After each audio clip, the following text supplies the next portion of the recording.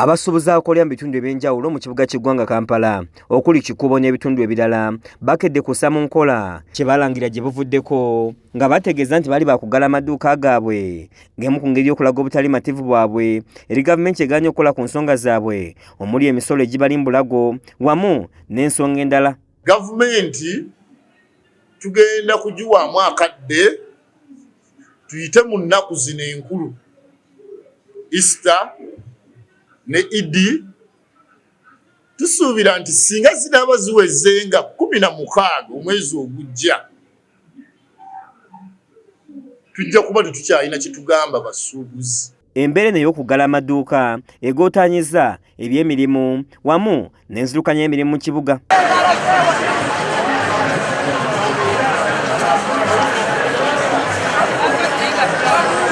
Byebyokwenda binywezeddwa ng'abasirikale ba milita balabiddwako nga bagumye mu bifo ebyenjawulo okakasa nti emirimu gisigala gitambula.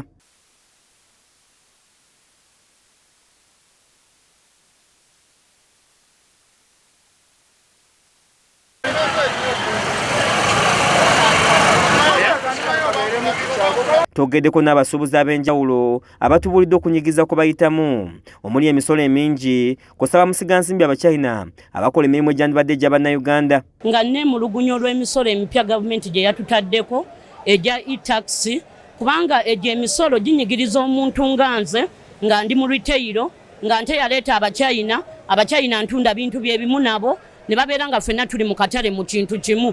So nkoowola gavumenti ne minisita Mbadi owa trade ajja ayingire mu nsonga z'abasuubuzi kuba tunyigirizibwa tusasula rent mungi, tusasula income tax, tusasula n'ogwo omusolo. Abantu bange buli muntu yenna ali mu kaaba maziga Abachina bafuusa Abachina mu business. Tosobola teekawo ng'otaddewo embeera eneriwo gye bataddewo double taxation bataddewo embeera Abachina bayingiza mu system ate teekawo n'embeera eno e-receipt. Ebenyigirizibwa abantu baffe tulina abaana mu mbeera y'omugimanje eriwo tulina abaana mu bizimbe tulina abaana bakola basatu. Bano baweze nti bakugenda maaso singa tubabawo kikolebwa ku nsonga zaabwe. Egobe n'Omuchina kye kizibu kya Uganda kubanza ntunda plastic Omuchina nguza loolo y'ebbaafu n'agiguza ne gwe naalibadde nguza nga nte baabawa factories bagende mu factory tubasange eyo tujje tunone ebintu byabwe tubitunde. Omusasi waffe ayogeddeko ne bassentebe ab'ebizimbe ebyenjawulo ne babaako balambulula nga bategeeza nti kino kibadde kigula luggi n'okubaguliza ku gavumenti nti beetegefu okugenda mu maaso